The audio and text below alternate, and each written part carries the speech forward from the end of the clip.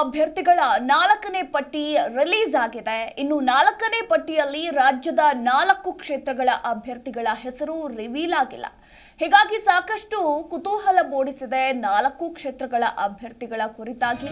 ಇನ್ನು ಈಗ 4ನೇ ಪಟ್ಟಿಯಲ್ಲಿ ದೇಶದ 46 ಕ್ಷೇತ್ರಗಳ ಅಭ್ಯರ್ಥಿಗಳ ಹೆಸರನ್ನ ಪ್ರಕಟಗೊಳಿಸಲಾಗಿದೆ.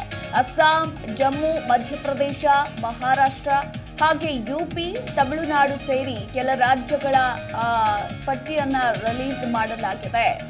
ಈಗಾಗಲೇ ರಾಜ್ಯದ 24 ಕ್ಷೇತ್ರಗಳ ಅಭ್ಯರ್ಥಿಗಳ ಹೆಸರು ಅನೌನ್ಸ್ ಆಗಿದೆ. ಆದರೆ 4 ಕ್ಷೇತ್ರಗಳು ಇನ್ನೂ ಕಗ್ಗಂಟಾಗೆ ಉಳಿದುಕೊಂಡಿದೆ ಅಂತಾನೆ ಹೇಳಬಹುದು. ಆ 4 ಕ್ಷೇತ್ರಗಳ ಅಭ್ಯರ್ಥಿಗಳು ಯಾರಾಗಿರಲಿದ್ದಾರೆ ಅನ್ನೋದ್ರ ಕುರಿತಾಗಿ ಸಾಕಷ್ಟು ಕುತೂಹಲ ಕೂಡ ಇರುವಂಥದ್ದು. ಇನ್ನು 4ನೇ ಪಟ್ಟಿಯಲ್ಲಾದ್ರೂ ಫೈನಲ್ ಆಗಿ ಅಭ್ಯರ್ಥಿಗಳ ಹೆಸರು ರಿಲೀಸ್ ಆಗುವ ಸಾಧ್ಯತೆ ಇತ್ತು ಅಂತ ಹೇಳಲಾಗ್ತಾ ಇತ್ತು. ಆದರೆ 4ನೇ ಪಟ್ಟಿ ಕೂಡ ರಿಲೀಸ್ ಆಗಿದೆ. ಈ ಪಟ್ಟಿಯಲ್ಲೂ ಕೂಡ ರಾಜ್ಯದ ಆ 4 ಕ್ಷೇತ್ರಗಳ ಅಭ್ಯರ್ಥಿಗಳ ಹೆಸರನ್ನ ಅನೌನ್ಸ್ ಮಾಡಿಲ್ಲ. ಇನ್ನು ದೇಶದ 46 ಕ್ಷೇತ್ರಗಳ ಅಭ್ಯರ್ಥಿಗಳ ಹೆಸರನ್ನ ಈ 4ನೇ ಪಟ್ಟಿಯಲ್ಲಿ ರಿಲೀಸ್ ಮಾಡಲಾಗಿದೆ. ಅಸ್ಸಾಂ, ಜಮ್ಮು, ಮಧ್ಯಪ್ರದೇಶ, ಮಹಾರಾಷ್ಟ್ರ ಸೇರಿ ಕೆಲ ರಾಜ್ಯಗಳ ಹೆಸರನ್ನ ರಿಲೀಸ್ ಮಾಡಲಾಗಿದೆ. ಇನ್ನು 4ನೇ ಪಟ್ಟಿಯಲ್ಲೂ ಇಲ್ಲ ರಾಜ್ಯದ ಹೆಸರು. ಕೋಲಾರ ಲೋಕಸಭಾ ಕ್ಷೇತ್ರ, ಚಾಮರಾಜನಗರ, ಚಿಕ್ಕಬಳ್ಳಾಪುರ ಹಾಗೆ ಬಳ್ಳಾರಿ ಲೋಕಸಭಾ ಕ್ಷೇತ್ರ ಇನ್ನೂ ಕಗ್ಗಂಟಾಗಿಯೇ ಉಳಿದುಕೊಂಡಿದೆ. ಈ 4 ಕ್ಷೇತ್ರಗಳಲ್ಲಿ ಅಭ್ಯರ್ಥಿಗಳನ್ನ ಇನ್ನೂ ಹೈಕಮಾಂಡ್ ನಾಯಕರು ಫೈನಲ್ ಮಾಡಿಲ್ವಾ ಅಥವಾ ಆಕಾಂಕ್ಷಿಗಳ ಪೈಪೋಟಿ ಹೆಚ್ಚಾಗಿರೋದ್ರಿಂದ ಒಂದಷ್ಟು ಕಸರತ್ತುಗಳು ನಡೀತಾ ಇದೆಯಾ ಅನ್ನೋದರ ಕುರಿತಾಗಿ ಪ್ರಶ್ನೆಗಳು ಎದುರಾಗಿರುವಂಥದ್ದು. ಕೋಲಾರ, ಚಾಮರಾಜನಗರ, ಚಿಕ್ಕಬಳ್ಳಾಪುರ ಹಾಗೆ ಬಳ್ಳಾರಿ ಈ 4 ಲೋಕಸಭಾ ಕ್ಷೇತ್ರಗಳ ಅಭ್ಯರ್ಥಿಗಳ ಹೆಸರು ಯಾವಾಗ ಅನೌನ್ಸ್ ಆಗುತ್ತೆ ಅನ್ನೋದರ ಕುರಿತಾಗಿ ಕಾದು ನೋಡಬೇಕಾಗಿದೆ. ಕಗ್ಗಂಟಾಗಿಯೇ ಉಳಿದುಕೊಂಡಿದೆ ಕಾಂಗ್ರೆಸ್ನ ಈ 4 ಕ್ಷೇತ್ರಗಳ ಲೋಕಸಭೆ ಕ್ಷೇತ್ರ ಅಂತಾನೆ ಹೇಳಬಹುದು. ಇನ್ನು ಚಾಮರಾಜನಗರ, ಕೋಲಾರ, ಚಿಕ್ಕಬಳ್ಳಾಪುರ, ಬಳ್ಳಾರಿ ಈ 4 ಕ್ಷೇತ್ರಗಳ ಅಭ್ಯರ್ಥಿಗಳ ಹೆಸರನ್ನ ಯಾವಾಗ ರಿಲೀಸ್ ಮಾಡ್ತಾರೆ ಕಾಂಗ್ರೆಸ್ ನಾಯಕರು ಅನ್ನೋದ್ರ ಕುರಿತಾಗಿ ಕಾದು ನೋಡಬೇಕು. ಯಾಕಂದ್ರೆ ಈಗಾಗಲೇ ಲೋಕಸಭೆಯ ಭರ್ಜರಿ ತಯಾರಿಗಳು ಕೂಡ ನಡೀತಾ ಇರುವಂತದ್ದು. ಅಭ್ಯರ್ಥಿಗಳು ಕೆಲ ಭಾಗಗಳಲ್ಲಿ ಪ್ರಚಾರವನ್ನ ಕೂಡ ಆರಂಭ ಮಾಡಿದ್ದಾರೆ. ಹೀಗಾಗಿ ಇತ್ತ 4 ಕ್ಷೇತ್ರಗಳ ಅಭ್ಯರ್ಥಿಗಳ ಹೆಸರು ಅನೌನ್ಸ್ ಆಗದೆ ಇರೋದು ಸಾಕಷ್ಟು ಕುತೂಹಲಕ್ಕೂ ಕೂಡ ಕಾರಣವಾಗಿದೆ.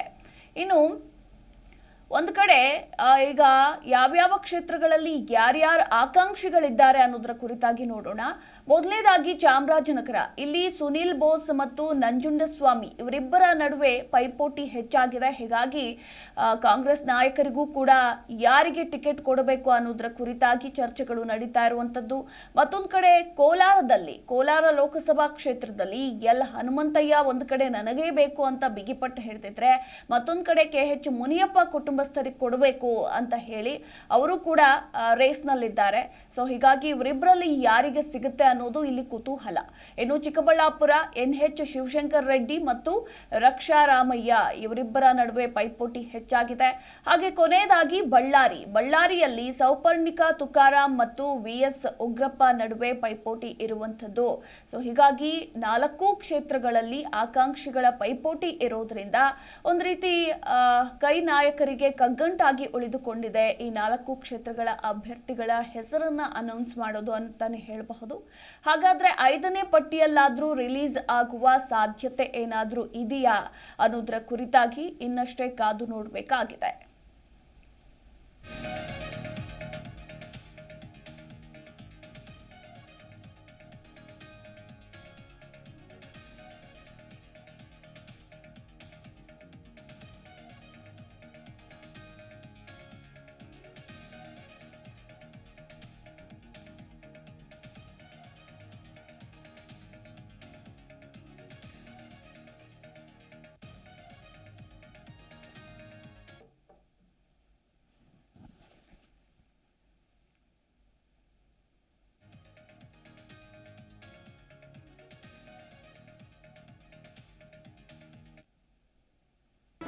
ಜಿ ಕನ್ನಡ ನ್ಯೂಸ್ ಈಗ ನಿಮ್ಮ ಮನೆಯಲ್ಲೇ ನೋಡಿ. ಎಲ್ಲ ಕೇಬಲ್ಗಳಲ್ಲಿ ಈಗ ಲಭ್ಯ. Sun Direct 292, Jio TV 1334, U digital 162, City cable 51, GTPL 17, Abhishek cables 821, Rock Line telecommunication 51, Shri Basaveshwara number 60, Vinayaka digital number 53, in digital number 896ರಲ್ಲಿ. ನಿಮ್ಮಿಸ್ತದ ಜಿ ಕನ್ನಡ ನ್ಯೂಸ್ ನೋಡಿ ಆನಂದಿಸಿ.